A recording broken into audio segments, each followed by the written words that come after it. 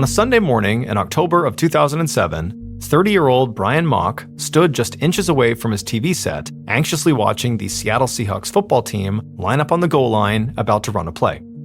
His living room was filled with friends who'd come over to watch the game as well, and who were there to eat the eggs and bacon and biscuits and gravy that he'd cooked. On TV, the quarterback suddenly threw the ball to the wide receiver, but the pass was intercepted, and the living room erupted in boos and groans. Brian turned and kissed his 28-year-old wife, Beverly, anyway. Win or lose, Brian and Bev were still diehard Seahawk fans, and in fact were actually season ticket holders. And when the Seahawks were playing on the East Coast during away games like today, they would always invite their friends over for a breakfast watch party, because the games would start on the East Coast at 1 p.m. Eastern, and then on the West Coast where they were, that would be 10 a.m., hence the breakfast watch party. Brian and Bev loved hosting their friends. It was exactly what they had imagined doing when they bought this house a year earlier. The couple had gotten married about 18 months ago, and so they still were very much in their honeymoon phase. They lived in this modest ranch-style home with a nice front porch on the rural outskirts of Graham. They had 5 acres of land with breathtaking views of Mount Rainier out back. The neighborhood was sparsely populated. There was only one house close by with plenty of wide open space in between. Their closest neighbors lived in a trailer across a field behind their house. It was perfect for the couple. They were both very outdoorsy, not really cut out for typical office jobs and that kind of life. On their days off, they loved doing things like taking scenic rides on their motorcycles or kayaking in the Puget Sound. But no hobby trumped the pure joy of watching their beloved Seahawks play. The first half of the game came to an end, and Brian walked out of the living room and into the kitchen, where he topped off his cup of coffee. As he stood there drinking it, he noticed the kitchen trash was full, so he put his coffee down and grabbed the bag to take it outside. Brian walked to the bins out back and tossed the bag of trash inside, then turned to walk back into the house. As he did, he heard a car rumbling down the road. He looked up to see his neighbor, Daniel, sitting in the passenger seat, and the two men exchanged a quick wave. Daniel and his wife were the ones who lived in that trailer across the field, and like most of the residents around here, they enjoyed the quiet and mostly kept to themselves. But they were perfectly friendly. But just then, from inside the house, Brian heard somebody yelling angrily. Instantly, he knew it had to be his friend, Randy Holmes, and as he thought that, he felt a pit form in his stomach. Randy was clearly slurring his words, which was not out of character. He was only invited to this party because he was cousins with one of Brian's close friends. He could be okay, but he was young, just 21 years old, and a very heavy drinker. This was not the first time he'd come over and gotten belligerent. Bev also was not fond of Randy, and she and Brian also knew that Randy had actually been in trouble with the law before. They just didn't know the specifics. But Brian did still let him come over for parties, so as not to make things awkward with his cousin. So Brian picked up his pace and ran inside to see what was going on. In the living room, the mood was obviously tense. Randy was standing in the middle of the floor, yelling at no one in particular. Everybody else was giving him a wide berth, trying not to provoke him further. When Randy got like this, it was impossible to reason with him. Randy pointed at Brian's friend, Justin, and shouted drunk nonsense like he was deliberately trying to start a fight with him. Brian stepped forward, putting himself between Randy and the other party guests, and he told him to chill out, but that only set Randy off. Randy stumbled toward Brian, cursing and swaying on his unsteady feet until they were chest to chest. Then Randy shoved Brian. Not hard though, since he was too drunk to put any real power behind it. Besides, Brian was a big guy, and he wasn't exactly easily moved. In fact, if anything, the shove just sort of knocked Randy off balance. And Brian seized the opportunity to grab him by the arms and literally drag him across the living room to the front door. And when they got to the front door, Randy just kept on shouting, and Brian had to physically push him outside into the yard, and then he told Randy to just go home. Randy kept on cussing and yelling at Brian, but he also seemed to realize that he was physically outmatched here. He spit on the lawn and then gathered himself and ambled back to his car. Brian watched him weave his way off the property and drive down the street toward his own home, music blasting out of his car windows. The moment Randy was out of sight, Brian exhaled, his body full of adrenaline. He'd seen Randy pretty bad, but never that combative before, and it sort of unnerved him. He shook his head, wondering what set Randy off in the first place. Brian turned and walked back inside. The second half was about to start, and he hoped the Seahawks would start playing a bit better and maybe take his mind off what had just happened. That evening, Bev felt exhausted as she and Brian picked up after the party. She didn't have the stamina to fully clean the whole house, but she at least wanted to get all the beer cans and booze bottles into a recycling bin, maybe do a few dishes before bed. She told Brian she'd put on some music while they tidied up, and then she went to go grab her phone, which she had left in the kitchen all day charging. But when she got to the charger was still plugged into the wall, but her phone was gone. She called for Brian, asking if he had seen it, but he leaned his head into the kitchen and said no, not since earlier, when it was charging right there on the counter. So he offered to help her find it. But as they began to tear apart the living room looking for her phone, a sinking feeling settled in Beverly's stomach. Randy had been in the kitchen a few minutes before his drunken outburst. Bev sighed and turned to Brian and asked him if Randy had used their bathroom while he was over. Brian shrugged and said, yeah, at least once or twice. He was here for a few hours. Bev sighed again.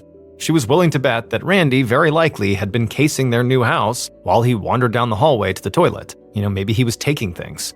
She told Brian he better go check his hunting equipment. Then she ran into the bedroom and flipped open her jewelry box. And thankfully, nothing was missing. But Brian soon appeared in the doorway, very pale in the face, and said one of his guns was gone. And so now it became very clear that, Randy had probably taken the gun, taken her phone, and who knows what else. Bev asked if maybe they should just call the police. She was already scared of Randy, but now knowing that he very likely also stole from them, including a firearm, what's to say he wasn't planning to retaliate after Brian threw him out of their house? But Brian said no, we can't do that. Randy was a live wire. It was probably best not to confront him, especially not with police. Besides, everybody at the party was drinking. Maybe the gun and the phone were just misplaced. They should just finish cleaning the house in the morning, and very likely everything would turn up then.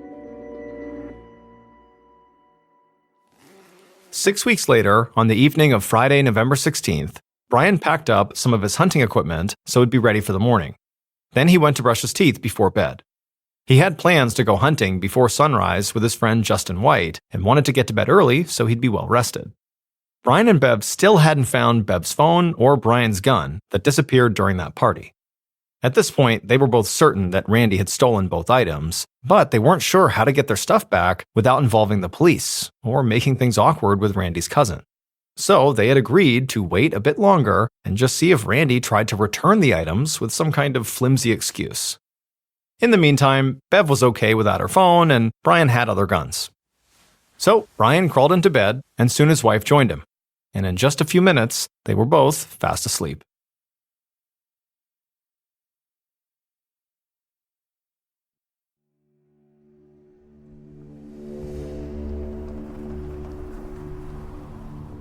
Around 5 a.m. the following morning, Brian's friend, Justin, pulled his SUV into Brian and Bev's driveway, ready to pick up Brian for a morning of hunting.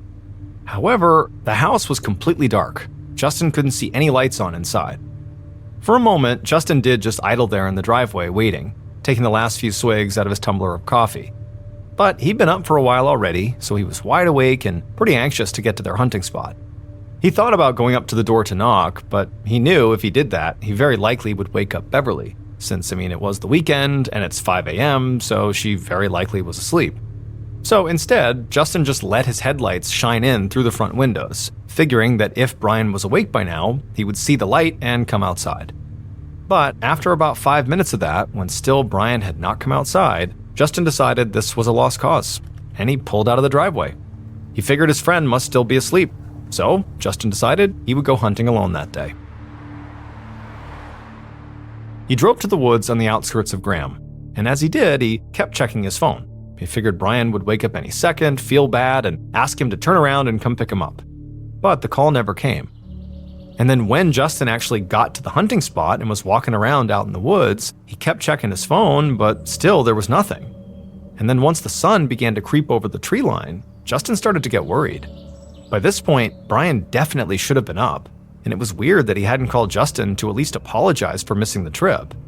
Finally, after a few hours of unsuccessful hunting, Justin walked back to his car and just called Brian, but there was no answer. At this point, something in his gut told him to go back to Brian's house to check on his friend one more time. Justin pulled into Brian and Bev's driveway for the second time that morning, and it looked like the house had not changed at all. No lights were on, the cars were in the same spot, it was all the same.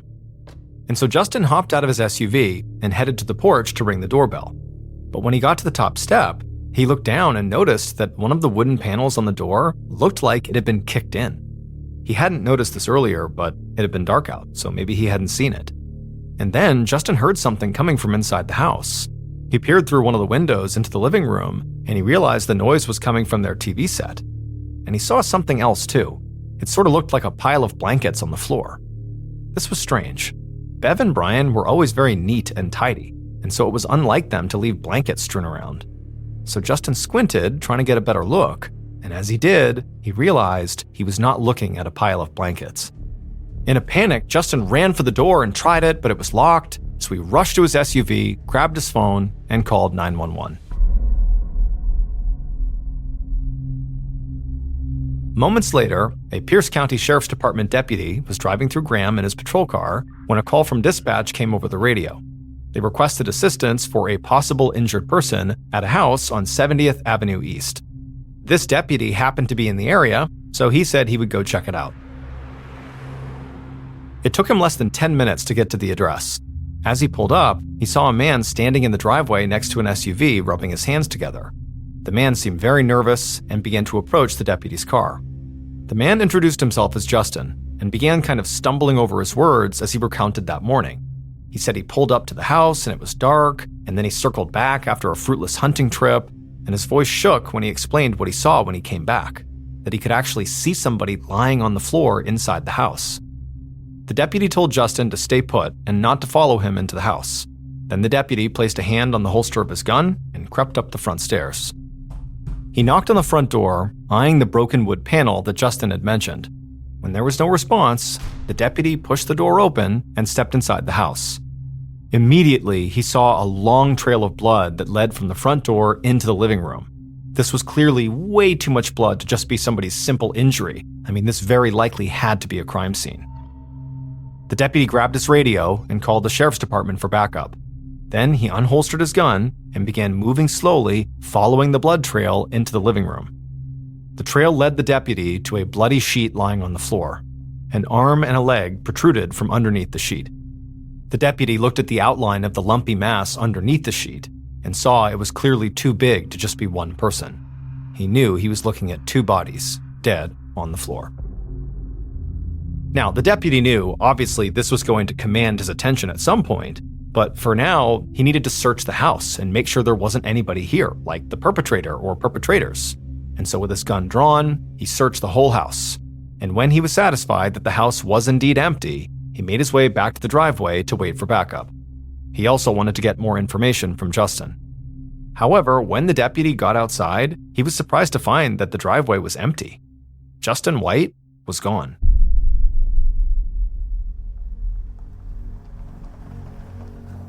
About 10 minutes later, Detective Sergeant Ben Benson pulled up outside of Brian and Beverly Mock's house. Benson was a 23-year veteran of the force and the lead investigator. He arrived on the scene with one of his team members, Detective Jason Tate. The two detectives climbed out of their car, and Benson gave Tate a very encouraging nod. Tate had just made detective a few months ago, and this would be his first major homicide case. Benson surveyed the neighborhood, or what he could see of it, given how dispersed it was. He told Tate to take a walk around to get the lay of the land, and then start trying to reach the victim's family. Tate nodded and headed down the street. Meanwhile, Benson headed up the driveway to Brian and Beverly's home. A police team was already making the perimeter of the house with yellow caution tape. Benson dipped under the tape, and a deputy came down the driveway to meet him. The deputy told him that he was the one who responded to the 911 call. He motioned to the open front door and said that Brian and Beverly Mock's bodies were inside. Benson headed for the door, and the deputy followed. He told Benson about Justin White, the friend who had called 911 and then disappeared while the deputy was investigating the house. He said it just felt weird. Justin had seemed so concerned about his friend's well-being, but then didn't stick around to see if they were actually okay. Benson thanked the deputy. It was a good lead, one he had every intention of pursuing after he assessed the crime scene. Inside the house, a forensics team was already busy collecting evidence. Benson pulled on a pair of disposable gloves as he followed the trail of blood from the front door to the two bodies piled in the living room. There, he knelt down and lifted up the edge of the sheet that was covering them, and he was met with a grisly scene. Brian was face down on the ground, wearing jeans and a t-shirt. Bev was on top of him, but completely naked, and they had both clearly been shot repeatedly in the head. so it was no wonder the floor around the bodies was completely soaked in blood. There were pools of blood, smudges, and smears. It looked like someone did a poor job of trying to clean up. And when they couldn't sop up the mess, they just sort of covered the crime scene with a few blankets. Benson looked down at the trail of blood, which clearly had been created when the killer dragged Brian or Beverly from the front door into the living room. But the trail sort of looked strange. The blood was streaked with these long, thin lines. He couldn't imagine what had caused them. Benson moved around the living room looking for clues. Forensics had already found an imprint of a shoe in the pool of blood beneath the sheet, right by Brian's body. But otherwise, there were no footprints in the house. As Benson walked through the house, he began to notice blood smears in odd places, like on light switches, and there was a bloody smear on the door jamb leading into the bedroom. It looked like the killer tried to clean up the scene, but then ended up making a bigger mess in the process. And yet, for all the carnage, nothing else in the house was amiss.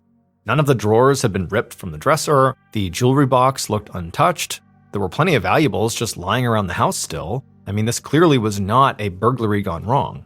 The killer had enough time to wander around and get blood smears everywhere, but apparently had no interest in stealing anything. Benson circled back to the living room, where forensics was still dusting and photographing the scene. He looked over at the kicked-in front door. The killer clearly was not let into the home, which meant they were either a stranger to Brian and Beverly or someone they didn't want to let inside. All things considered, Benson's money was on the latter scenario. Someone that Brian and Beverly knew, but didn't trust, who showed up at their house, kicked down the door, and killed them. And given that Beverly was naked, Benson also had to consider the possibility that she was sexually assaulted as well. There was a lot of anger in this murder. It felt personal. But the question was, who wanted Brian and Bev dead?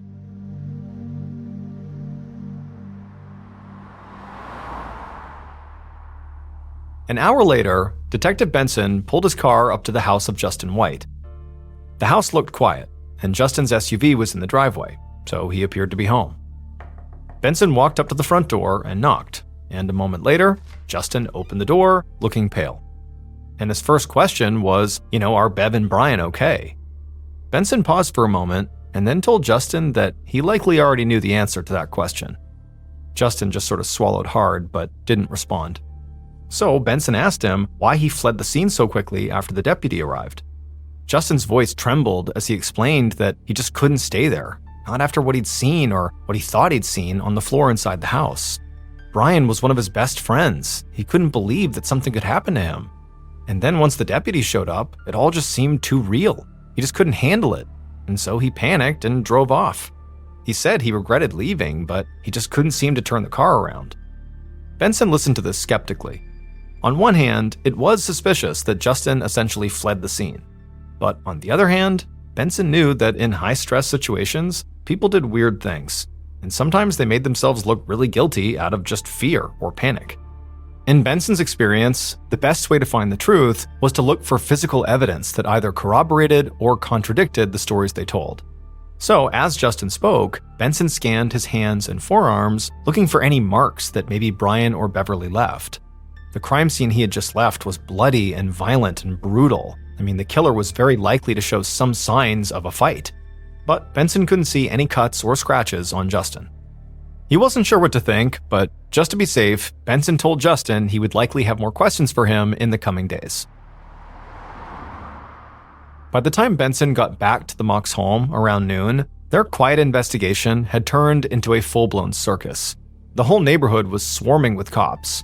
Also, reporters from several local media outlets were stalking the street, asking for interviews with basically anyone who would give them the time of day. Benson did his best to dodge the journalists until he could duck under the yellow caution tape and retreat up the Mock's driveway. His partner, Detective Tate, was on the front porch to greet him, and he told Benson that he had just had a phone call with Beverly's mom, who supplied him with a viable suspect, a guy named Randy Holmes. Apparently, Brian and Bev thought that Randy stole a phone and a gun from their house about 6 weeks ago, the same day that Brian had to physically eject Randy from their party. Bev's mom said that she urged Beverly to go to the authorities, but the couple hadn't wanted to. But according to the mom, Randy always made Beverly nervous. To Benson, this all sounded like a motive. He told Tate, "Great work." That's when a uniformed officer approached Benson and Tate, saying that one of them needed to come talk with the neighbor who lived in the trailer at the edge of the Mock's property line.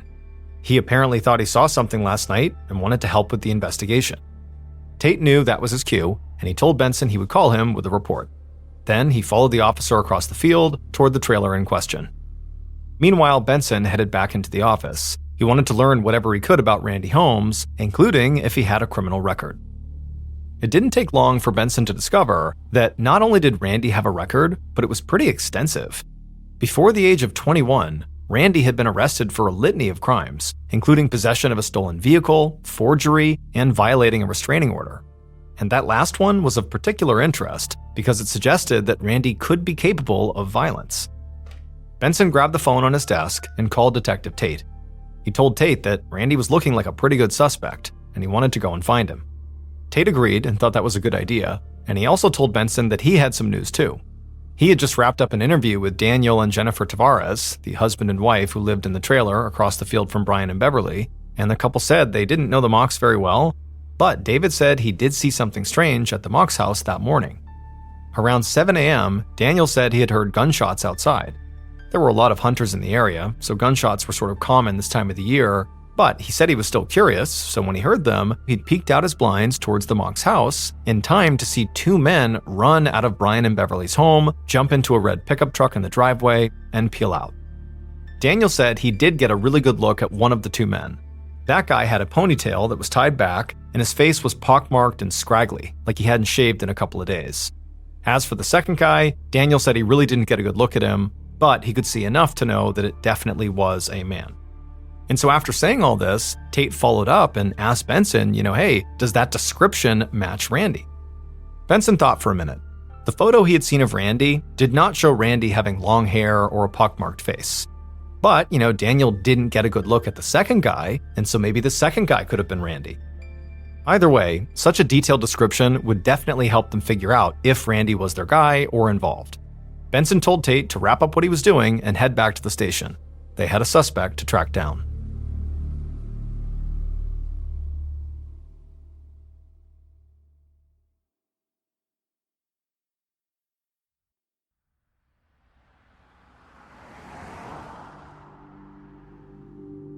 About 40 minutes later, Benson and Tate pulled down a dark residential street in Graham, looking for what they hoped would be Randy's home.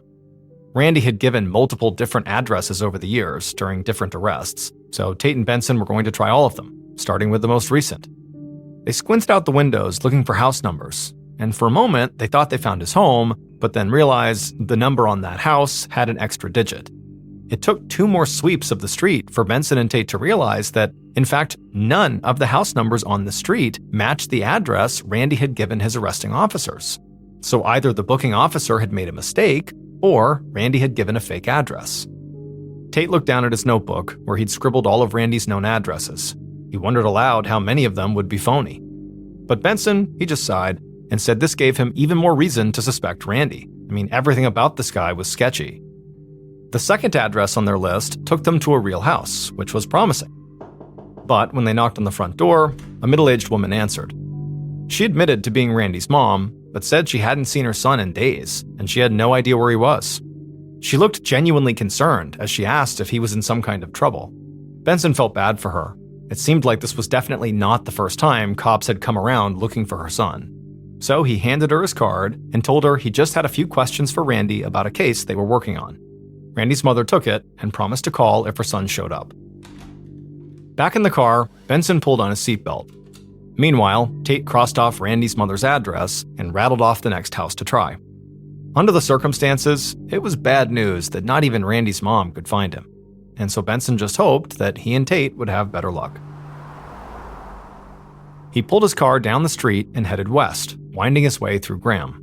The third address took them all the way to the outskirts of town, where the streetlights disappeared and the road was suddenly full of potholes.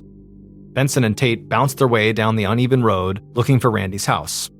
Benson was beginning to think this was just another wild goose chase when he suddenly slammed on the brakes. The car skidded to a stop, kicking up a cloud of dirt, because there, right up ahead, was a smoldering pile of rubble where Randy's alleged third home used to be. But all that was left were the remains of a charred foundation. The house had been burnt to the ground, and recently too. Tate climbed out of the car and went to go walk the perimeter of the burned-down home. Benson just leaned on the hood of the car, scratching his head.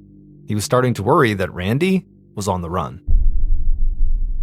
By the time Benson and Tate got back to the station, the preliminary results from the medical examiner had arrived, and so Benson sat at his desk looking over the report, and the details of the murder were absolutely depraved. Both Brian and Bev had been shot in the head 3 times at close range with a .22 caliber revolver. But to Benson's surprise, the rape kit used for Beverly came back negative, which meant that she suffered no sexual assault either pre- or post-mortem, despite having been found nude. Benson also had a report from the forensics department, analyzing a palm print lifted from the blood smear on the bedroom door jamb, as well as the bloody shoe print they spotted by the bodies. They hadn't matched the palm print to anybody in the system yet, but they would run the prints against any that Benson collected from suspects, and so Benson really needed to find Randy Holmes. But before he could even start to formulate a new plan, Benson's phone rang. And when he answered, he was shocked, because the voice on the other line belonged to none other than his number one suspect, Randy Holmes. Randy said his mom told him that Detective Benson was looking for him. She hadn't said what it was about, but he'd heard about the murders of Brian and Beverly, and he figured it had to be related. He said he was staying with a friend about 10 miles away and wanted to come in and clear his name. Randy swore he had an alibi for the night of the murder, along with several friends who could back up his story. Now, Benson had not been expecting this. So, pretty aggressively, he asked Randy for the names and phone numbers of these so-called friends because he was going to call each and every one of them and ask them questions about Randy's alibi. Benson was hoping that the way he was asking, being sort of aggressive on purpose, would maybe get Randy to flinch, or maybe refuse to give him contact information to show he was guilty. But Randy reacted by saying, yeah, that's fine, all good. And then he encouraged Benson to make those calls, call all of them. And so Benson scribbled down the information as Randy rattled off a handful of names. Then, Benson asked Randy point blank, did he steal a gun and a phone from the Mock's house on the day of the football watch party? This was a test to see if Randy would lie. But Randy didn't hesitate. Yes, he said. Yes, he did. He said he knew all of this made him look horrible, but he swore he did not hurt Brian or Beverly.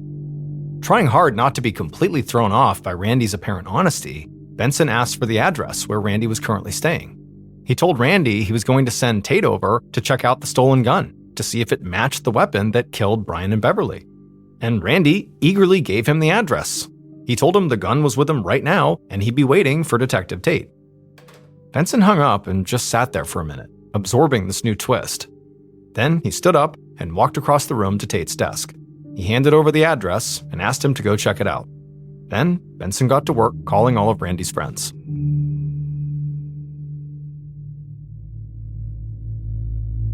An hour later, Benson sat dejectedly at his desk, sipping lukewarm coffee and skimming through his notes on the case so far.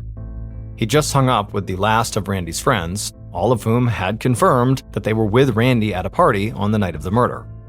Benson knew they could be lying to cover for their friend, but they all gave intricate details about the party, and all of those details matched. Their accounts were too nuanced and too overlapping to be lies. Benson had to reconcile the fact that Randy's whereabouts were accounted for during the murder. Just a few hours ago, he thought this case was basically solved. Now, he was back to square one. Just then, his phone rang. Benson answered and heard Tate's voice. He said he was at Randy's house and he had some more bad news. The stolen gun was not a match. Benson sighed and said, yep, he had a feeling that was going to be the case. Benson took another sip of coffee, and he began to sift through more documents in the case file. He grabbed the interview that Tate conducted with Brian and Beverly's neighbor, the guy who lived in the trailer across the field, Daniel Tavares, who had seen the two men running out of the Mock's house. Benson wondered if he should go speak to Daniel again, just to see if maybe he remembered any other details that could help them crack the case. Or maybe Benson thought he should send Tate out to canvass again, this time asking neighbors if they recognized the man from Daniel's description, the guy with the ponytail and the pockmarked face. But whatever he decided to do, it was going to have to wait until tomorrow. This was only the first day of the investigation, and it was late. Benson and Tate both needed to go home and get some sleep. The next morning, on Sunday, Sergeant Benson climbed into the cockpit of a single-engine plane at the airstrip in Graham. He hoped that by flying over the Mock's home, it could help him sort of reframe the evidence and show him what clues he could be missing. Benson glided through the blue skies, reviewing the details of the case in his mind over and over again. The door was kicked in, the victims' bodies were piled on top of one another and covered with a sheet, Their friend Justin was at the scene around the time of the murders, but claimed that everything seemed normal until he came back hours later. Randy Holmes technically had a motive, but no murder weapon and a decent alibi. And a neighbor saw two men running out of the Mock's home around 7 a.m., one with a pockmarked face and the ponytail. What was he missing? Benson finally reached the Mock's home and looked down from the cockpit. Even at this height, he could clearly see the yellow caution tape lining their property. Benson scanned all around the sparsely populated neighborhood below, quickly spotting Daniel Tavares' trailer parked across the field. He saw a trailer park even further down the road. Brian's friend Justin lived close, and Randy's mom's house wasn't that far away either. And as Benson was sort of staring around at all the places he had been on the ground with his partner, he noticed something he had totally overlooked while he was on the ground. He turned the plane around and headed right back to the airstrip. He now needed just one more piece of physical evidence and one more interview, and then he was certain he would be able to solve this case. Less than an hour later, Benson stood outside the sheriff's station as a squad car pulled up with his interview subject inside. Not because his subject was under arrest, they just didn't have a car, and so needed a ride to the station. It had just rained out, and Benson watched as his subject stepped out of the cruiser and splashed through puddles to the station door to meet him. Benson thanked his subject again for agreeing to talk, and then led them inside. While Benson walked with the subject deeper into the station to an interview room, Detective Tate passed by them on his way towards the front door. As Benson opened up the interview room door and he and his subject began to go inside, Detective Tate reached the front door, stopped, and bent down. By the time Benson was actually sitting down opposite his subject inside of that room, Tate, out near the front door, was standing back up and smiling.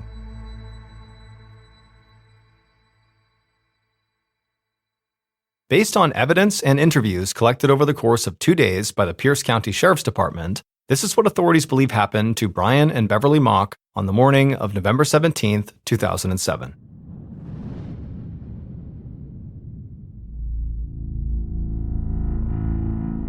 The killer arrived at Brian and Beverly's house early in the morning, a .22 caliber revolver in hand. They were furious because they felt like Brian had disrespected them. And the killer did not let anyone disrespect them, not even their own mother. The killer walked up to the front door and knocked, but even though they could hear the TV on inside, nobody answered. So suddenly, in a rage, the killer just kicked in the door and stormed inside. From inside the house, Brian looked up in total shock, but the killer didn't hesitate. They raised their gun and fired. The first bullet struck Brian in the side of the head, and he crumpled to the ground, but the killer wasn't done. They walked over to Brian's body and fired 2 more shots directly into the back of Brian's head. The killer was about to leave, but they heard footsteps coming down the hallway. The killer looked up to see Beverly, completely naked, her face frozen in terror.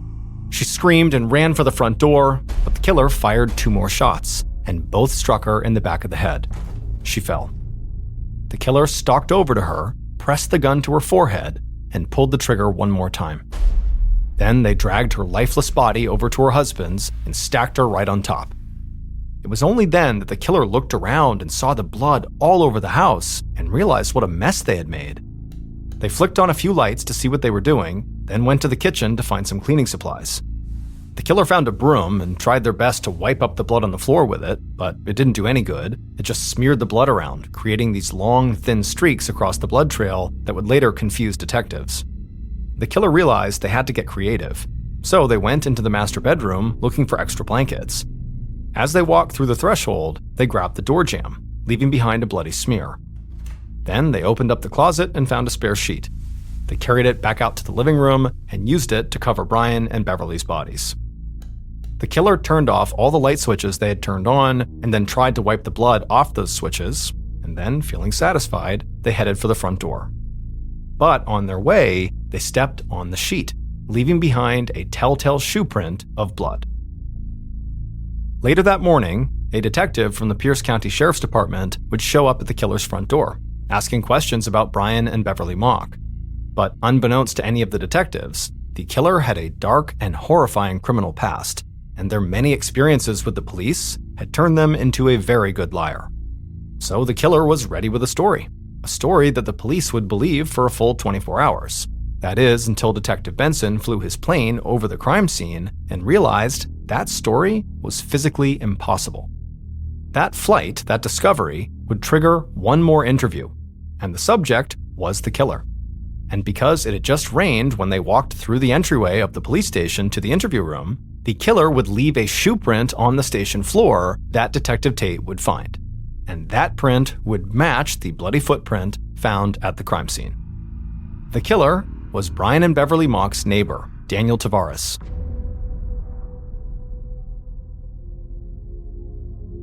From the air, Benson had realized that Daniel's story about seeing two men running out of the Mock's house was actually impossible, because from the air, he could clearly see that Daniel's home was simply too far away from the Mock's home to actually see that.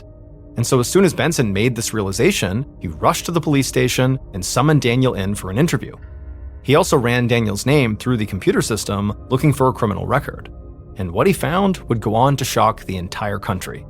Because Daniel Tavares had been released from a prison in Massachusetts only a few months earlier after serving 16 years for stabbing his own mother to death.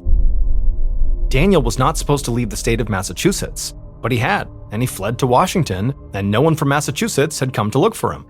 So Daniel was technically already on the run from the law when he murdered the Mocks. And yet, Daniel was so confident in his lie that when he went to the police station to be interviewed that last time, which would also be the day he would be arrested, he wore the same boots that he had on at the time of the murder. However, once Benson finally confronted Daniel with all the police knew, including the fact they had matched the print he had left in the station to the one at the crime scene, Daniel would confess to the murders. He claimed he had done it because Brian apparently owed him $50 and also had somehow disrespected him. Daniel was sentenced to life in prison without the possibility of parole.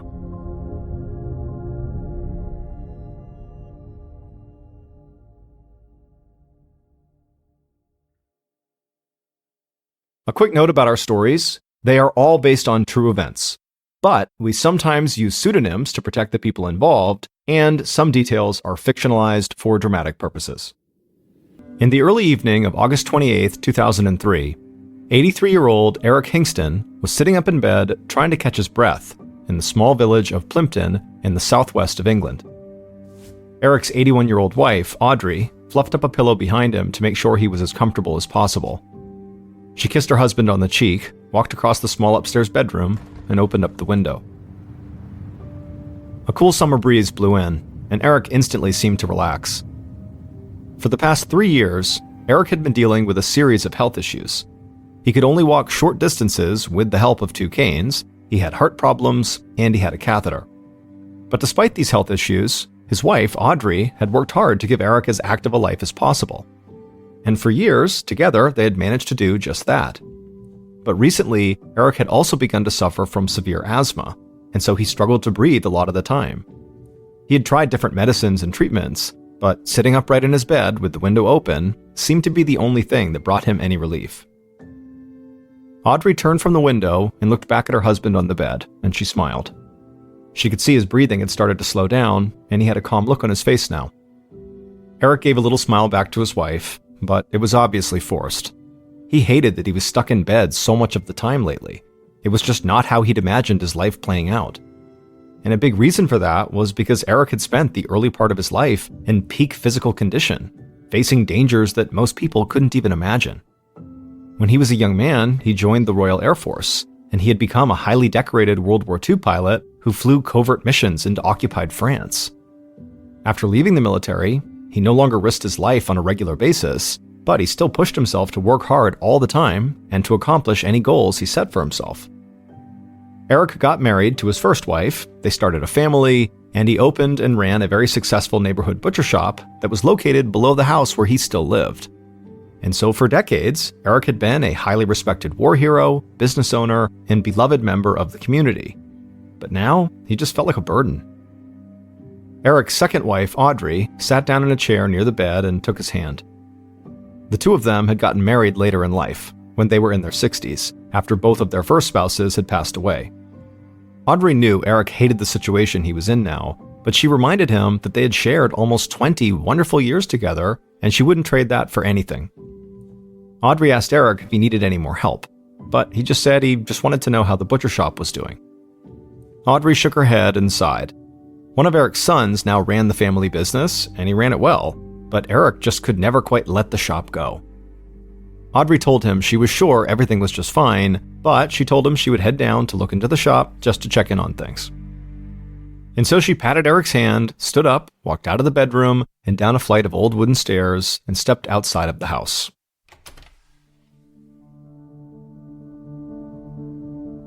The street where Audrey and Eric lived in the suburban village of Plympton had barely changed in decades. The butcher shop was connected to the house, but it had its own entrance, and right next door was a popular old neighborhood pub. Stone houses lined the little neighborhood, and Audrey could see the spires of St. Mary's Church, which dated back to the 1300s, rising up in the distance. Audrey walked just a few feet to the entrance of the butcher shop. A bell rang above the door as she stepped inside, and right away she saw Eric's son, James, standing behind the counter and slicing into a piece of meat for a customer. James waved at Audrey, and she walked over, and the two spoke for a few minutes. Eric's children and Audrey's own children had been adults when the couple first got together, so Audrey hadn't played any part in raising Eric's kids. But she'd always gotten along well with all of them, and she was thankful that James had dedicated himself to keeping the family shop up and running. A few more customers walked in, and so Audrey said she didn't want to get in the way of business, so she said goodbye to James and walked back outside. She smiled at a pair of young men who were heading into the pub next door, and she could see the street starting to come to life as people got off from work and headed out for the evening. Audrey took a breath. She missed the days when she and Eric would duck into the pub for a pint and end up talking to their friends for hours, and she knew Eric missed that too. She walked back to the house and put on a smile. She didn't want Eric to see that she was feeling a bit sad about how their lives had changed since he'd gotten sick. Audrey walked upstairs to the bedroom and checked on her husband. He was still sitting up in bed, feeling the breeze on his face. He told her he felt like his breathing was much better, but he was feeling a bit tired, so he might just go to sleep. He asked Audrey to keep the light on, which she almost always did anyways, in case he needed to get up in the middle of the night. Then Eric gave his wife a kiss and closed his eyes. Audrey told him to sleep well. Then she walked to the bedroom door, but she stopped before she walked out. She could hear loud noises coming from the pub next door. She thought about closing the window to block the noise, but she knew Eric could sleep through loud sounds, and having the window open meant he got fresh air. So she left the window open, glanced back at her husband one more time, who was already falling asleep, and then she walked out of the room.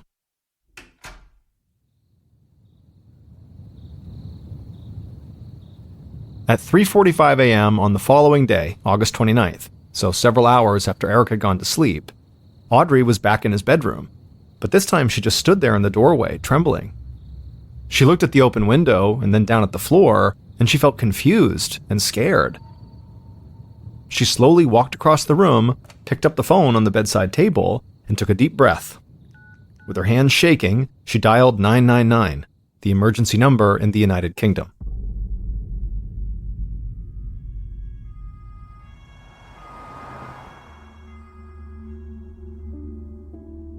Minutes after Audrey's call, police and paramedics sped down the small village street towards Audrey and Eric's house, their sirens waking up people all around the quiet neighborhood. Detective Inspector Tony Carney of the Devon and Cornwall Police parked on the street and followed several paramedics to Audrey and Eric's front door. Carney knocked on the door, and within seconds, Audrey answered. The sight of this small, frail-looking older woman in her bathrobe hit Carney hard. She looked terrified, and when Carney introduced himself to her, he could tell she was confused and struggling to put words together. Carney made sure the paramedics could get inside the house and head upstairs to the bedroom, but Carney stayed at the door with Audrey. Carney's first thought was that this poor woman should not be here while the police searched her house. She should be somewhere else where she felt safe and calm. Carney also knew he was dealing with a crime scene here, and he didn't want Audrey to accidentally touch or move potential evidence. So he asked her if there were any family members she might be able to stay with while the police were inside of her home. Audrey looked up at him and slowly nodded. She said her son was a retired police inspector and he lived not too far away. Carney signaled for another officer to come to the door, and he arranged for him to drive Audrey to her son's house. Once Carney felt sure that Audrey would be looked after, he put on his gloves, stepped inside the home, and walked upstairs to the bedroom. And when he got up there, he felt like he'd stumbled into a TV crime drama or something, because on the floor of the bedroom he saw all the paramedics gathered around Eric Hingston, who had clearly been dead when they got there. And Eric had been brutally stabbed in his collarbone. On several British TV shows, murders took place in small English villages every week. But in reality, murder cases in places like Plympton were virtually unheard of. And specifically, the murder of an older man in his 80s like Eric was just really not something that ever happened anywhere near here. Carney glanced around the bedroom. All of the dresser drawers had been pulled open, and clothes covered most of the wooden floor. He looked over at the open window, and on the windowsill, he saw a black plastic bin liner, the British term for trash bag. He walked over to the window, looked in the bag, and saw several pieces of expensive jewelry inside. And something outside the window also caught his eye. Carney leaned out, and in the glow of a single outdoor light, he saw a metal ladder perched against the house just below the bedroom window. Just then, Carney heard someone calling his name. He leaned back inside from the window, turned, and saw a small team of forensics officers entering the bedroom. Carney asked the paramedics to clear out, and he gave the forensics team a few minutes to search the room without getting in their way. And soon, it was pretty clear that all the investigators and first responders believed the same thing. This had to have been a robbery gone bad. Someone must have climbed up the ladder into the bedroom, stolen some jewelry, and then Eric must have woken up, tried to stop them, so they killed him. But if that was the case, Carney wondered why the thief had left the jewelry behind. Did they just panic? Or did Audrey catch them in the act? The thief killed Eric, but maybe they just couldn't bring themselves to kill a woman who probably looked a lot like their grandmother. The forensics team continued their work in the bedroom, and Carney headed back downstairs and outside. Police officers had cordoned off the house with crime scene tape, and the neighbors had come out of their homes and had started to ask questions.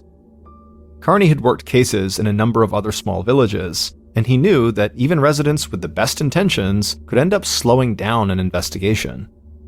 News about crimes in these small towns, especially a violent crime, spread fast and led to wild rumors and speculation and misinformation.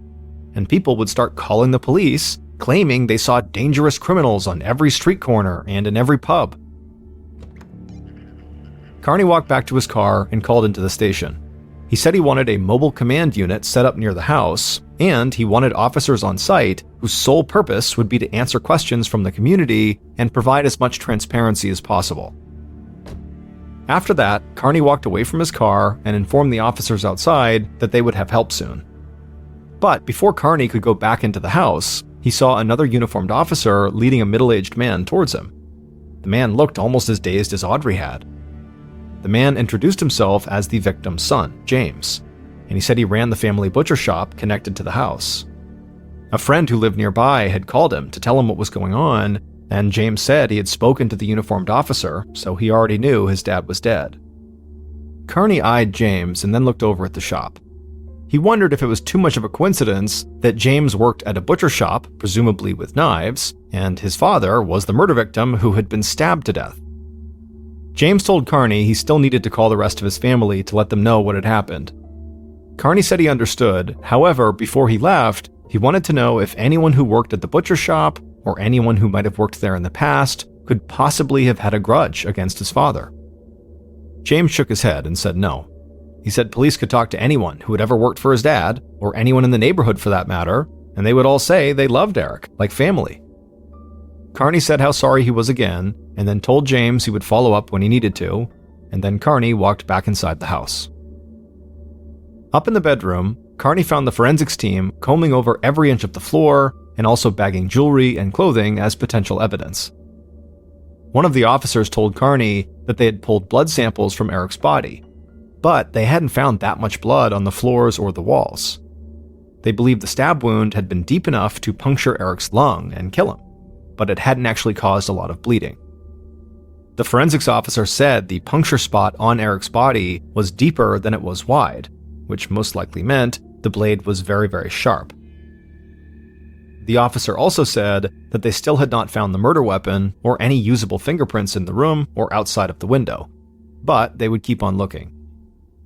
Carney hoped the team would eventually find usable prints, but he thought he might not even need them, because he believed there was a good chance Audrey had interrupted the robbery and gotten a good look at her husband's killer.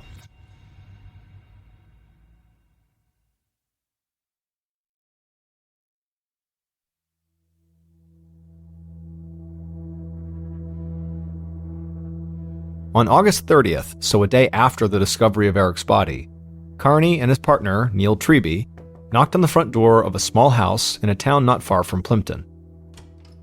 A man in his mid-50s answered.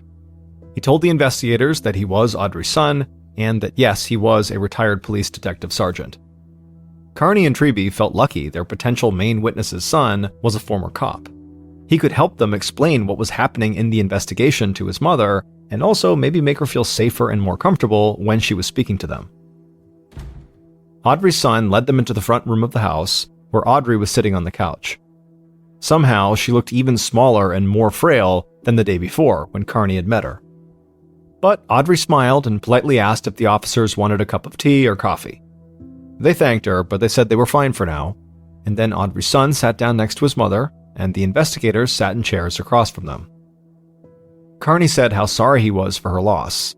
He knew this must all be frightening and confusing. Audrey nodded, but she said she would not let fear or confusion get in the way of helping the police. And then, without any prompting, she said she had seen the men who killed her husband in the bedroom. Carney leaned in and asked if he'd heard her right. There was more than one killer? Audrey nodded and said there were 2 young men. Treby quickly asked if she knew these men, or if she could at least give a clear description of them. Audrey turned and looked at her son, and he told her she should tell them everything she knew. Audrey turned back to the investigators. She told them she had been sleeping in the guest bedroom, and she said she usually did that because Eric liked to keep the window open and the light on at night, which made it difficult for her to fall asleep. And so the other night, or early in the morning, she had woken up when she heard noise coming from the main bedroom where Eric was sleeping. It sounded like someone was groaning and something banging against the wall. Audrey said she figured it was just Eric trying to fumble for his canes to try to stand up and get out of bed, and so she got up and walked down the hall. And at this point, Audrey sort of trailed off. She seemed like she couldn't go on with her story. The investigators didn't want to push her, but her son gently encouraged her to keep going. And at some point, Audrey did begin talking again. She said when she got to the bedroom, her husband was lying on the floor, bleeding, and there were these 2 young men standing over him. One was holding a knife, and the other was holding a plastic bag. She screamed, and when she did, they ran for the window, climbed out, and disappeared. However, the one that had been holding the bag dropped the bag on the way out. But Audrey said before they escaped, she did get a good look at them. She said she didn't know their names, but she definitely recognized them from the village, and they were really distinct looking. She said one was kind of short, maybe 5'8", and the other was at least 6'1", and he wore bright white pants and a deerstalker hat, just like the one Sherlock Holmes wore. Carney glanced over at his partner. He didn't say anything, but a killer wearing bright pants and also wearing a Sherlock Holmes-style hat seemed really bizarre, sort of like he was on some fictional TV crime drama. Carney asked Audrey if she wouldn't mind giving a detailed description of these 2 men to a police sketch artist. He also said that he didn't want to pressure her, but if she was willing to go on TV and speak directly to the public about what these men looked like, it could be helpful. Audrey turned and spoke to her son for a few moments, and then after that, she turned back to the investigators and nodded her head. She agreed to do anything that would help get her justice for her husband and bring some closure for his kids.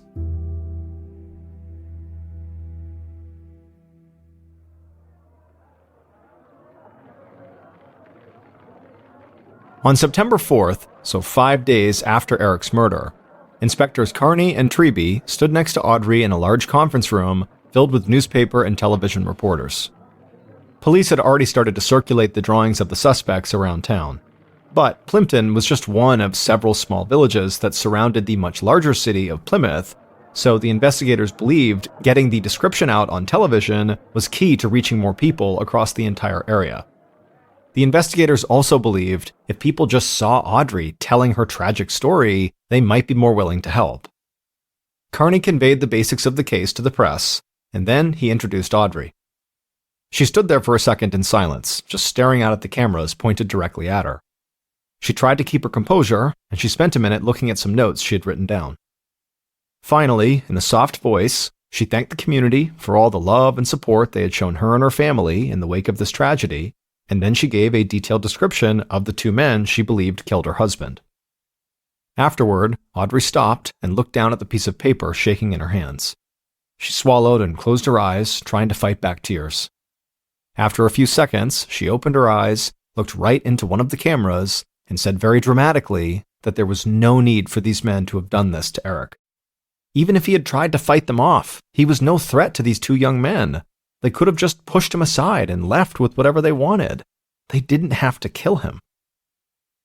This press conference sparked an even bigger outpouring of sympathy for Audrey and the family, but it also led to a level of tension and fear that was totally foreign inside of Plympton. People were now too scared to go out at night, and shopkeepers considered closing their doors early just in case these two murderous young men were out stalking their next victim. However, within just a few days, Audrey's press conference would prove to have been the right decision. On an afternoon in early September, Carney and Treby were working together in Carney's office when a uniformed police officer opened the door. He told them that two men had come to the station saying they needed to speak to the investigators who were handling the Eric Hingston murder case, because they said they were the men that Audrey had identified as being the killers. Inspectors Carney and Treby rushed through the station, and they found these two young men standing with several officers. And they did look exactly like the two young men Audrey had described. The inspectors felt a huge rush because it was like the solution to their case had just fallen right into their laps. Carney and Treby brought the two young men into an interview room, and Carney asked them flat out if they had come to turn themselves in for Eric's murder. But both young men immediately just shook their heads and said no. The taller of the two men said they'd seen Audrey's press conference, and they immediately knew she was describing them. But they had nothing to do with her husband's murder. Treby said if they knew immediately that they were the men Audrey was talking about, why had they waited several days to come in? The young men looked at each other for a second, and then the tall one kept talking for both of them. He said they were scared. Not only did they match Audrey's description, but they also thought people in the village would decide they were guilty right away no matter what they said, because they happened to live in a bail hostel in town. A bail hostel was a place where people who had been charged for crimes but had been released on bail could live if they didn't have a permanent residence of their own. Essentially, a bail hostel allowed law enforcement to know where they could find these people if they needed to until their case went to trial. Carney and Treby exchanged a look. They knew these young men were right. A lot of people in the village would assume they were dangerous criminals and decide they were guilty of murder regardless of the truth. But this didn't change the fact that Audrey had clearly described both of them, so Carney wanted to know how they could explain that, if they were not the men Audrey had seen in Eric's room. The shorter of the two men finally spoke up. He said he didn't mean any disrespect, but the old woman might just be confused. They had seen her that day, but not in her house. Instead, they had seen her when they were walking into a nearby pub. The taller man then quickly joined in and said after going to that pub, they went back to the bail hostel and stayed in all night. And they said the inspectors could speak to the people in charge of the hostel because the hostel had strict curfews and kept track of when people left and came back. Carney and Treby got the details of this bail hostel, then excused themselves and left the interview room. And immediately, Carney called the hostel, and the person who answered was able to confirm that both of those men were at the hostel at the time of Eric's murder. And so any rush of adrenaline the inspectors had felt when these two men came to the station had now quickly disappeared. Now, there was a chance that these young men could have snuck out of the hostel and made their way to Eric and Audrey's without anybody noticing, but that was not the most likely scenario, especially considering that these two men had literally sought out the police. And if Audrey really had seen them at the pub that day, there was a chance that in her shock and confusion, she had just remembered these two guys when she was trying to picture the men who were inside of her house. Carney and Treby returned to the interview room. They let the two young men go, but made it clear they would follow up with the bail hostel, so the men should make sure not to leave the village anytime soon. But once the young men were gone, Carney and Treby admitted that if Audrey had confused these two guys with the actual killers, the investigation basically had nothing to go on. With two potential suspects off their list for the time being, Carney and Treby decided to head back to Eric and Audrey's neighborhood. At the mobile command center the police had set up near the house, the inspector spoke with shop owners, old family friends, and delivery drivers and paperboys who might have seen something while they were on their routes early in the morning when Eric was killed.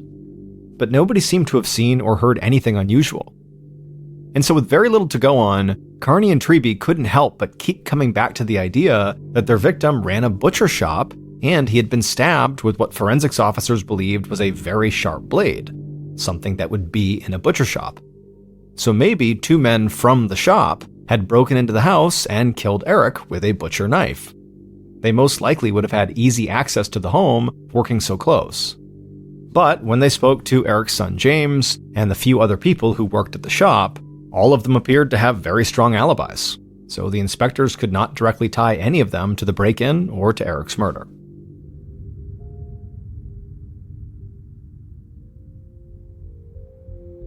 On September 11th, 2 weeks after the murder, Carney and Treby started to feel like the case was already slipping away from them. Their interactions in the community had not yielded any new evidence. Forensics officers had returned to the house, but still had not found any usable prints, and test results from the blood samples taken from Eric's body and the bedroom floor only matched Eric. And to make things even more bleak for the investigation, several people connected to the bail hostel had now officially corroborated the young men's alibi. So it seemed like the killer in the bright white pants with the Sherlock Holmes hat was really just a product of Audrey's fear and confusion. That day, while Carney and Treby continued to look for anything they might have missed in their case files, they suddenly got a call from a police officer in a nearby town. They put the call on speakerphone, and they could both tell right away that this officer sounded upset. He said he had been dispatched to Audrey's son's house because Audrey had attempted suicide by overdosing on pills.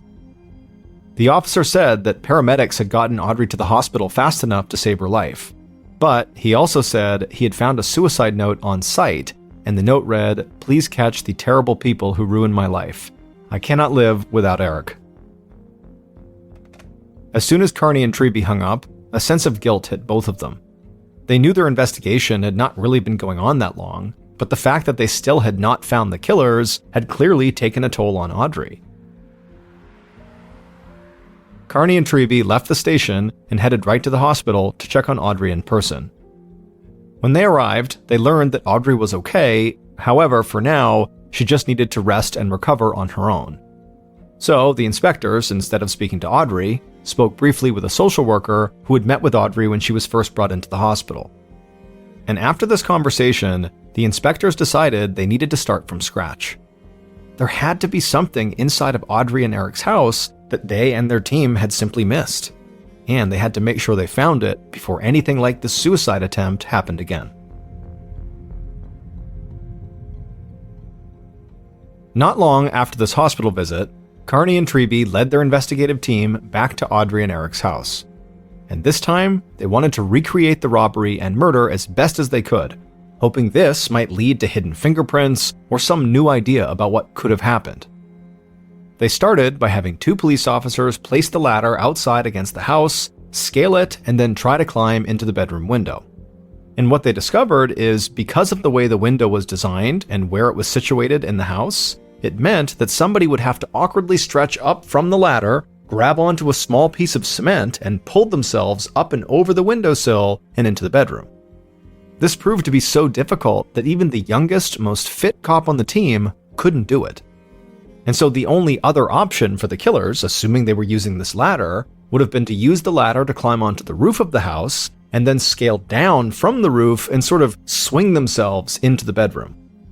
And this scenario, much like the first one, required a lot of strength and to some degree a level of fearlessness because the risk of falling was quite high.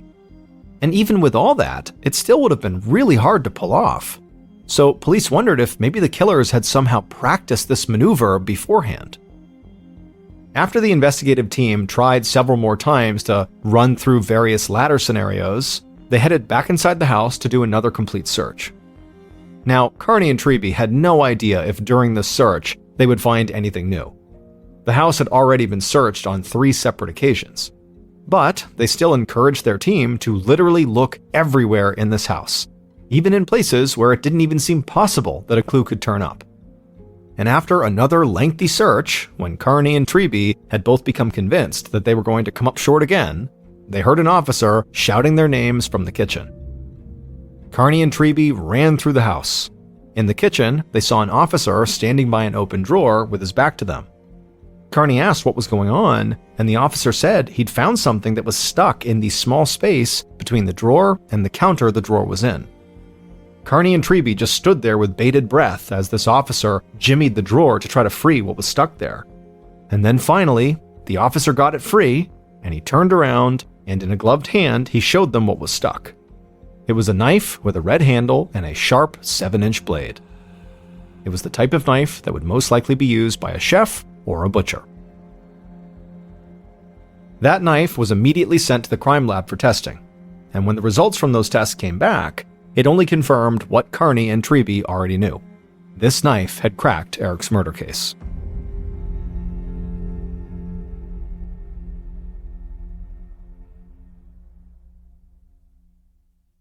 Based on test results from the crime lab, forensic evidence, and interviews conducted during the investigation, the following is a reconstruction of what police believe happened to Eric Hingston.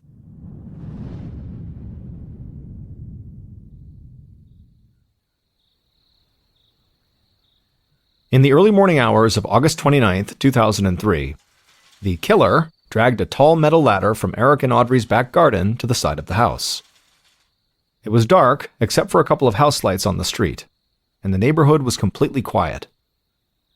The killer placed the ladder against the house beneath the bedroom window, and as they placed it there, the metal of the ladder clanged against the concrete of the house, and the killer froze.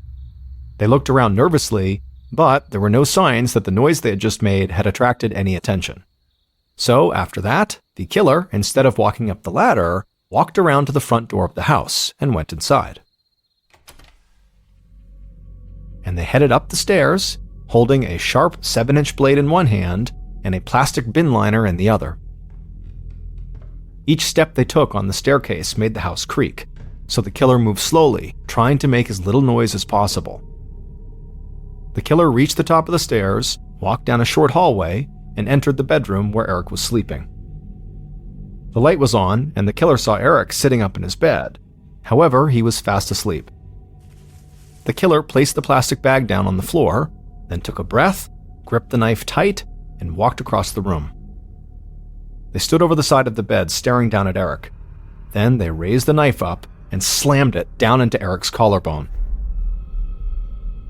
Eric woke up, wheezing and trying to scream. Blood began running down his shirt, and he used all of his strength to pull himself up out of bed, but as soon as he was up, he just collapsed and fell to the floor. The killer just stood there, watching Eric as his breathing got slower and more strained until Eric went still. He had died.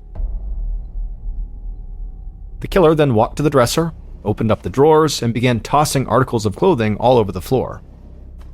When they had almost emptied the dresser, they stopped, went over and grabbed their bin liner, and then walked over to a jewelry box that was sitting on the bedroom vanity, and they dumped most of the jewelry that was inside of it into the liner. The killer carried the now full bag across the room and placed it on the windowsill. Then they looked outside through the open window to make sure the ladder was still in place, and it was. Satisfied, the killer left the bedroom, went downstairs, but instead of going outside, they went into the kitchen, and they calmly hid the murder weapon in the space between a kitchen drawer and the counter. After that, the killer walked to the front room, sat down on the couch, and waited almost 2 hours before they called the police to report a robbery and a murder that had taken place inside of their own home.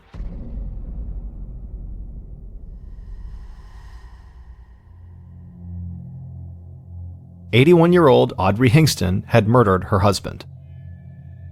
It turned out that Audrey had grown tired of having to take care of Eric full-time. She missed her old life of going out, visiting the pub, and spending time with her friends. Over the years, Eric's health issues had started to make her feel completely trapped, so she came up with a plan to kill him and make it look like a robbery. Audrey went as far as to pick the 2 young men she would pin the murder on. She often saw these 2 young men walking around the neighborhood and visiting the pub, and then she knew they lived in the bail hostel, so she thought they would look guilty. But even after these suspects that Audrey identified came to police and provided strong alibis, Carney and Treby didn't turn their attention to Audrey and think she was guilty. Instead, they truly believed that Audrey had just been confused, and that she really had seen two young men robbing her house and killing her husband, just not these two young men. However, following Audrey's suicide attempt, the inspectors met with a social worker who'd been speaking to Audrey. And the social worker said it was so strange, but despite what Audrey's notes said about the reason she had attempted suicide was because of her grief over her husband's death, that this social worker's experience with Audrey had been that Audrey had almost no grief or sadness about her husband being dead. And so after hearing this, the inspectors did not immediately believe this 81-year-old woman was a murderer, but they thought she might not be telling them the whole truth about what had happened. And so it was at that point that they tried to recreate the break-in using the ladder outside to get a better idea of what Audrey might have witnessed. But the inspectors quickly discovered that it would have been incredibly difficult, if not downright impossible, to pull off the break-in using the ladder.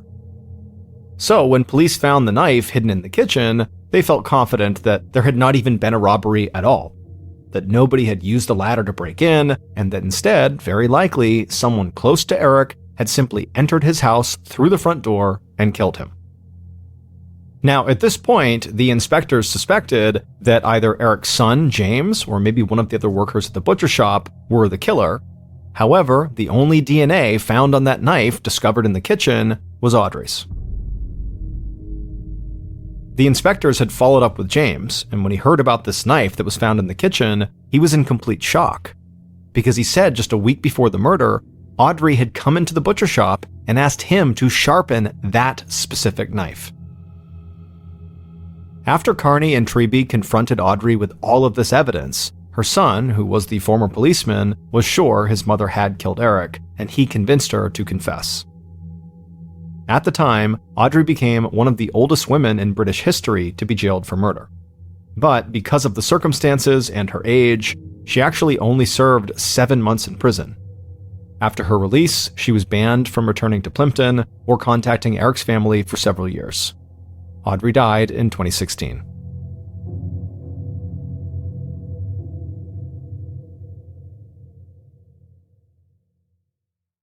A quick note about our stories. They are all based on true events, but we sometimes use pseudonyms to protect the people involved, and some details are fictionalized for dramatic purposes.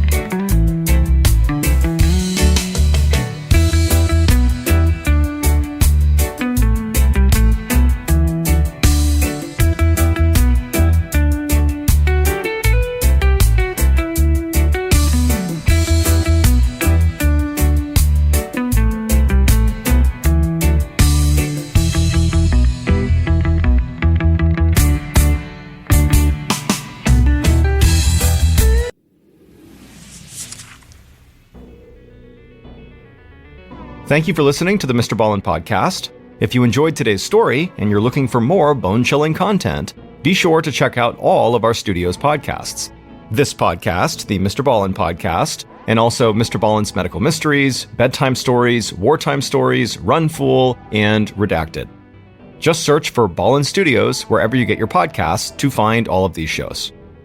To watch hundreds more stories just like the ones you heard today, head over to our YouTube channel